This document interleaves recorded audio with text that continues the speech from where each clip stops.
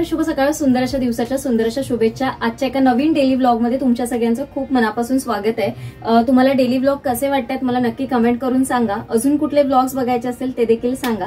तर आजचा व्लॉग आपला असा असणार आहे की आपल्याला एका ताईंनी कमेंट केलेली की जे काही तू ऑर्गनायझेशन करतेस म्हणजे वीकली मील प्लॅन बनवतेस तेव्हा तू काचेचे कंटेनर वापरतेस, तर त्याच्याबद्दलची त्यांना थोडी माहिती हवी होती। तर मी म्हटलं की ठीक आहे, आपण एका व्लॉग मधनं जाऊ, कारण आपण कमेंट जो आपण क्वेश्चन अँड आन्सरचा व्लॉग केला त्याच्यामध्ये ते शक्य नव्हतं, कारण जेव्हा आपण कंटेनर मी तुम्हाला दाखवेन तेव्हा तुम्हाला खूप चांगल्या पद्धतीने कळेल। तर मी म्हटलं की आपण व्लॉगच एखादा शेअर करूया। तर व्लॉग सुरू करण्याच्या आधी 2-3 गोष्टी ज्या माझ्या निदर्शनास आल्या, म्हणजे हे सगळं कंटेनर वापरताना त्या गोष्टी मी थोडक्यात तुम्हाला सांगते। तुम्ही पण तुमच्या रोजच्या डेलीच्या यूज मध्ये ह्या गोष्टी बघितल्या असतीलच, पण कधी कधी आपण असं होतं ना, बघून सुद्धा म्हणजे न बघितल्यासारखं आपल्याकडनं होतं। तर असं काही नाहीये, म्हणजे मी देखील ह्या सगळ्या गोष्टी हळूहळू करूनच इम्प्लिमेंट केलेल्या आहेत। एकदम कुठली गोष्ट घ्यायला गेलेली नाही, कारण एकदम गोष्टी घ्यायला गेल्या तर आपल्यालाच खर्च पडत असतो। कारण ग्लास कंटेनर जर तुम्ही बघाल ना तर तसे खूप महागच आहेत। आता त्याच्या प्राइस मार्केटमध्ये वेगवेगळ्या ब्रँड्स वेगवेगळ्या पद्धतीने प्रमोट करतात त्यांचे वेगवेगळे प्रकारचे कंटेनर, आणि मग आपल्याला व्हरायटी मिळते। पण पहिलं काही स्पेसिफिकलीच होतं, जसं सेलो आहे, बोरोसिल आहे, असे काही स्पेसिफिकली कंटेनर ग्लासेस होते, त्यांचेच ब्रँड यायचे आणि तेव्हा ते खूप महाग होते। तर तेव्हा आपण विचार पण नव्हते करू शकत होतो। आता प्लास्टिक कंटेनर जेव्हा आपण वापरतो तेव्हा प्लास्टिक कंटेनरचं कसं ना, थोड्या दिवसांनी ना ते एकदम म्हणजे तो डब्बाचा कलरच असा होऊन जातो ना की खूप एकदम झिजलेला दिसतो, कारण आपण त्याला घासतो ना तेव्हा त्याचा प्लास्टिकचा कलर एकदम काही वेगळाच होऊन जातो। आणि तो जरी 8 दिवसापूर्वी आपण नवीन वापरायला काढलेला असेल ना तरी तो असा कितीतरी जुना आहे असा वापरला जातो। आणि ग्लास कंटेनरचं एक आहे ना की ते इझी टू वॉश आहे। प्लास्टिकमध्ये कसं आहे, कधीतरी एखाद्या वेळेस ऑइल लागलं किंवा कधीतरी एखादा काही ग्रेव्ही वगैरे लागली, आपण जेव्हा स्टोअर करतो तर त्याचं ना ते आतमधलं जे असतं ना कलर, त्या पूर्ण डब्याला तसा त्या ग्रेव्हीचा वगैरे कलर येऊन जातो। तर ग्लास कंटेनर कसं इझी टू वॉश आहेत, म्हणजे पटकन वॉश केले जातात, तर तो एक त्याचा बेनिफिट असू शकतो। आणि फूड स्टोरेजचं म्हणाल तर प्लास्टिकमध्ये स्टोअर करण्याच्या ऐवजी आपण नेहमी ग्लास कंटेनरमध्ये स्टोअर केलेलं नेहमी चांगलं। फूड खूपच ताजं फ्रेश राहतं। आता मी तुम्हाला दाखवते, आता 10 दिवसापूर्वी मी जी भाजी स्टोअर करून ठेवली ती देखील मी तुम्हाला आजच्या व्लॉगमध्ये इथे मी शेअर करते, म्हणजे तुम्हाला त्याचा अंदाजा येईल। तर चला आता आपण कंटेनर बघून घेऊया। तर हे माझ्याकडे कंटेनर आहेत आणि 2-2चे सेट करून घेतलेले आहेत मी। हा फक्त एक इंडिव्हिज्युअल आहे, बाकी हे सगळे 2-2चे सेट आहेत आणि एवढेच माझ्याकडे ग्लास कंटेनरमध्ये हेच आहेत। तर इथे बघाल तर हे जे 2 कंटेनर आहेत हे मी डीमार्ट मधनं घेतलेले आहेत। ऍक्च्युली मी असे छोट्या कंटेनरचे खूप बघितलेले, खूप आवडलेले मला। आयकियामध्ये बघायला गेलेली तर याची कॉस्ट खूप जास्त होती, म्हणजे 500ला 3 होते, म्हणजे जवळपास 170-180 ला आपल्याला एक पडत होता। मग बऱ्याच दिवसांनी असं मी ऑनलाईन एकदा डीमार्ट ऍपवर बघत होती, तेव्हा मला हे डीमार्ट मध्ये मिळाले। यातला एक कंटेनर मी वापरायला काढलाय आणि एक कंटेनर अजून तसाच आहे, तुम्ही बघू शकता इथे। आता याच्यामध्ये सगळं दिलेलं आहे त्यांनी, म्हणजे आपल्याला काय कसं यूज करायचं सगळं इन्स्ट्रक्शन त्यांनी आतमध्ये सगळं दिलेलं आहे। आणि याची कॉस्ट मला डीमार्ट मध्ये 99 रुपीजला मिळाले। आता हे ऑफलाईन ऑनलाईन दोन्हीकडे अवेलेबल आहेत। तर यातला हा वापरायला नाही काढलाय, हा वापरायला काढलाय। आणि कधीतरी चटणी वगैरे किंवा जर माझा एक्स्ट्राचा काही कांदा टमॅटो वगैरे काही उरलं ना तर मी याच्यात स्टोअर करते। त्याच्यानंतर हे जे 2 कंटेनर आहेत हे मी सुरुवातीला घेतलेले आहेत। तर हे बोरोसिलचे कंटेनर आहेत आणि हे तेव्हा खूप महाग मिळालेले। हा तेव्हा मला 350 रुपयाला एक मिळालेला, म्हणजे हे 2चा सेट होता, हा 700 रुपयाला मिळालेला। थोडा त्यांनी मला 10% डिस्काउंट दिलेला तेव्हा, तर तेव्हा 620-630 ला काहीतरी मला पडलेले, आणि तेव्हा मी हे 2 कंटेनर घेतलेले। आणि याबरोबर मी अजून एक सेट घेतलेला, म्हणजे डब्बा जो असतो ऑफिससाठीचा तो घेतलेला, म्हणून मला हे स्वस्त पडलेले तेव्हा। माझ्या भावासाठी, मिस्टरांसाठी आणि माझ्यासाठी असा एक घेतलेला। तर माझ्यासाठी जे घेतले ते मी घरीच असे वापरते। आणि हे मायक्रोवेव्ह सेफ आहेत, पण विदाऊट लीड, म्हणजे तुम्ही लीड काढून ठेवायचं, कारण हे प्लास्टिकचं आहे। तर हे मायक्रोवेव्ह सेफ आहे। डिशवॉशर जर तुम्ही वापरत असाल तर त्याच्यासाठी पण सेफ आहेत, पण लीड काढूनच यूज करायचे। त्याच्यानंतर हे पण जे 2 डब्बे आहेत हे मी डीमार्ट मधनच घेतले। हे पण डीमार्ट मध्येच मला मिळालेले. आत्ता डीमार्ट मध्ये मी बोलते ना तुम्हाला, बरीचशी अशी नवीन नवीन ग्लास कंटेनर मध्ये व्हरायटी आलेत. तर ऍक्च्युली माझं चुकलं, मी स्क्वेअर मध्येच घ्यायला पाहिजे होते, पण मी स्क्वेअर मध्ये न घेता हे राऊंड मध्ये घेतले. आणि याच्यामध्ये ना तुम्ही बघू शकता मला ठेवायला थोडा प्रॉब्लेम होतो. आणि हे मला असं वाटत नाही की मायक्रोवेव्ह सेफ असतील, म्हणजे मी अजून वापरले तर नाहीयेत पण मला वाटत नाहीयेत, कारण ह्याची कॉस्ट 129ला डीमार्ट मध्ये आहेत हे. आणि याच्यामध्ये तुम्ही बघू शकता मी गवार मोडून ठेवलेली, ती अजूनही तशीच आहे. मी यातली अर्धी गवार वापरली आणि अर्धी गवार अजून आहे. कुठेही काळी वगैरे पण पडली नाहीये. याचं इथे पण बघा, जिथे मोडली तिथे व्यवस्थित आहे, अगदीच काहीही झालेलं नाहीये तिला. तर हा एक बेनिफिट असतो ग्लास कंटेनरमध्ये. त्याच्यानंतर जर तुम्ही म्हणाल तर इथे हे 2 कंटेनर आहेत स्क्वेअरमध्ये. हे घेतलेले आहेत मी IKEA मधनं. आणि याचं ग्लास तुम्ही बघाल ना, हे खरंच खूप हेवी आहे. इथेच तुम्हाला बघा ही जाडी बघायला मिळेल, केवढं जाड आहे आणि वजन खरंच खूप ह्याचं हेवी आहे. हे पण फूड सेफ आहेत, मायक्रोवेव्ह सेफ आहेत. फक्त हे विदाऊट लीड तुम्ही वापरायचे आहेत. तर हे जे ग्लास कंटेनर आहेत ना, याचं एक हे जे लीड आहे ना, ते मला तेवढं असं प्रॉपर असं वाटत नाही. म्हणजे ट्रॅव्हलिंग मध्ये जर तुम्हाला कधी न्यायचं असेल किंवा बॅगेत किंवा, तर ते हे एवढं असं हे नाहीये. पण हे तुम्ही याच्यासाठी यूज करू शकता, म्हणजे फ्रीज ऑर्गनायझेशनसाठी हे चांगले आहेत. आणि हे तेव्हा मला आय थिंक 119 रुपीजला एक मिळालेला तेव्हा. आता ह्याची कॉस्ट IKEA मध्ये वाढलेली आहे.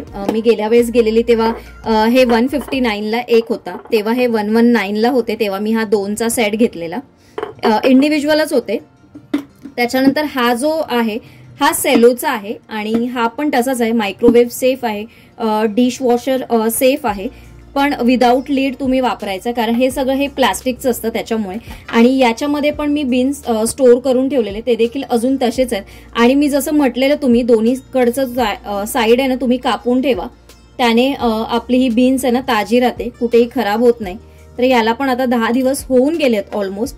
आणि हा कंटेनर आहे ना जुना आहे, याची कॉस्ट 650 रुपये होती ही. आणि हा आईकडचा डब्बा आहे, हा इकडचा डब्बा नाहीये, आईकडे मी घेतलेला हा डब्बा.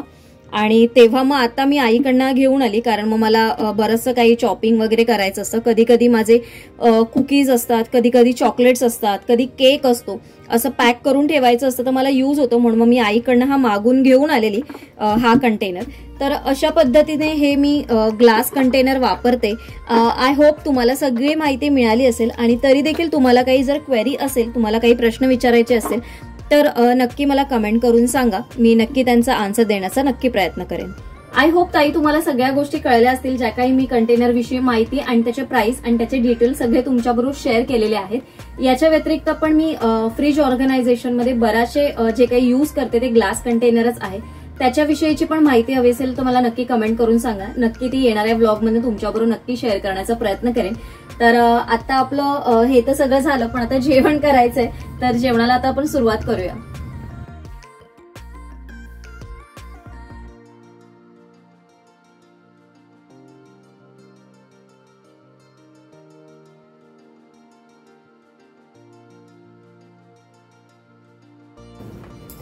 तर कुकर आपला ठेवलाय, जेवण होतं एका साईडला. तर म्हटलं बॅग पण मी काढून घेतली वरतून, आणि बॅगेत म्हटलं थोडी साडी वगैरे मला बघायची होती, जसं मी तुम्हाला म्हटलं. तर म्हटलं आज आपण साडी वगैरे पण बघून घेऊ.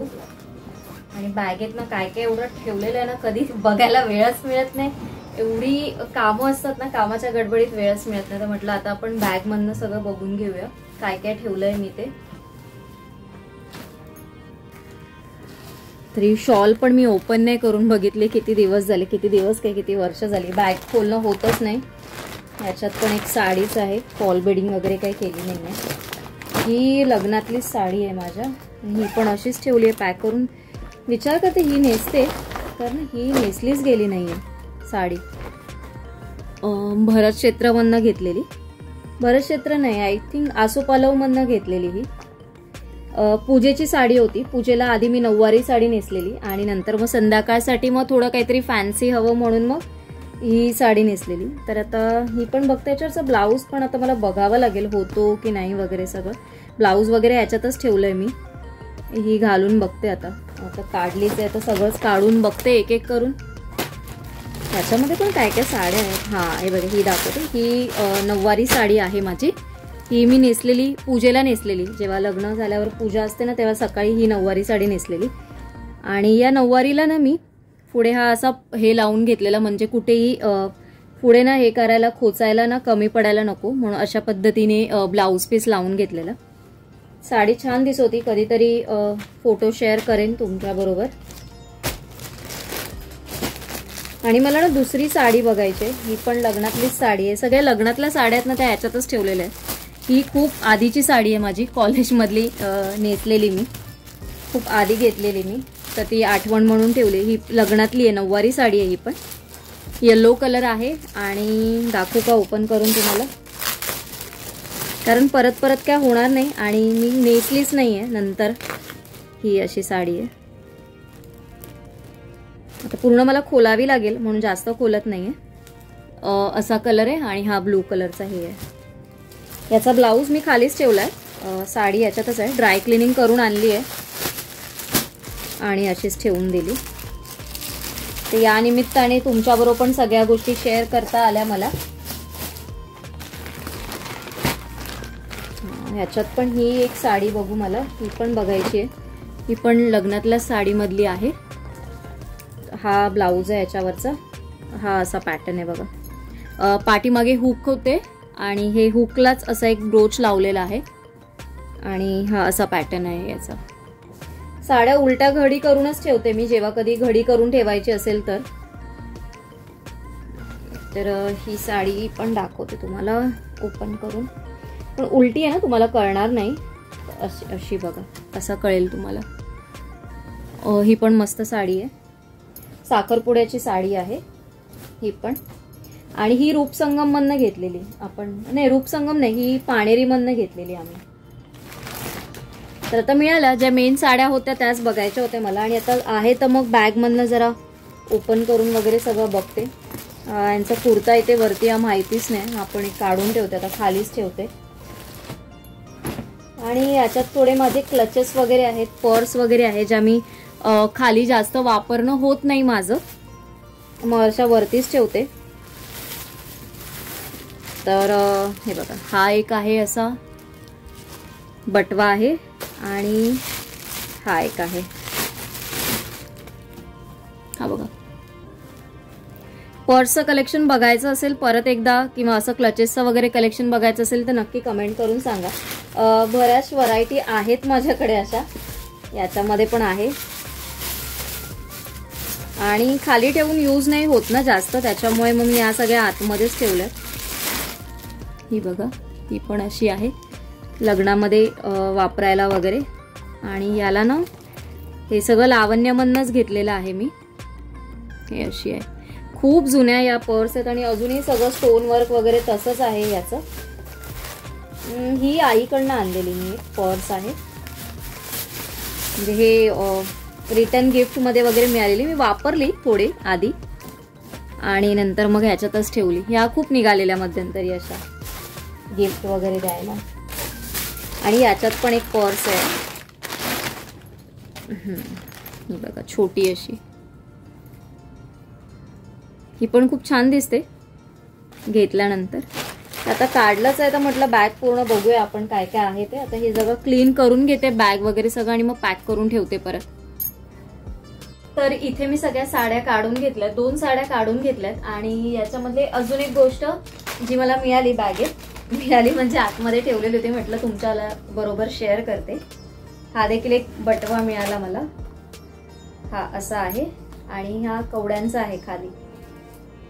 हा पहिला मी कॉलेजला असताना खूप वापरला, तर आईकडनं येताना घेऊन आली मी हे सगळं. आणि वापरायला होतच नाही, कारण म्हणजे माझं प्रोफेशनच असं आहे की हॉस्पिटलमध्ये जाताना या काही गोष्टी यूज होत नाही. कधीतरी कुठेतरी गेलं तरच या सगळ्या गोष्टी होतात. तर म्हटलं तुमच्याबरोबर शेअर करावं. तुमच्यापैकी पण कोणाकडे असं एखादं असेल किंवा तुम्ही घेतलेलं असेल तर मला नक्की कमेंट करून सांगा. आणि हे पण खूप जुने आहे. या सगळ्या जुन्या गोष्टी आहेत ज्या आता मला बॅगेत मिळाल्या, ज्या आईकडनं घेऊन आलेली. आज खूप दमायला झालंय, खूप दमायला म्हणजे आज थोडं दमल्यासारखं वाटतंय आणि आता खूप झोप पण येते. तर ब्लॉग मी आता इथेच एंड करते. आजचा ब्लॉग तुम्हाला कसा वाटला मला नक्की कमेंट करून सांगा. कारण जेवण फक्त कुकरच लावलंय मी, पण बाकी पण सगळ्या गोष्टी आहेत, कारण बॅगेचंच पूर्ण आवरेपर्यंत मला वेळ गेलाय. आणि आता बाकीची पण सगळं जेवणाची भाजी वगैरे करायची, त्या सगळे कामं आहेत. तर आजचा ब्लॉग मी इथेच एंड करते. आय होप तुम्हाला आजचा ब्लॉग आवडला असेल. कसा वाटला मला नक्की कमेंट करून सांगा. व्हिडिओ आवडला तर लाईक शेअर, चॅनलला सबस्क्राईब करायला विसरू नका. आणि लवकरच भेटू, म्हणजेच उद्या भेटू आपण छानशा माझ्या एका नवीन ब्लॉग सोबत. तोपर्यंत सगळ्यांना Shri Swami Samarth. Bye bye and take care.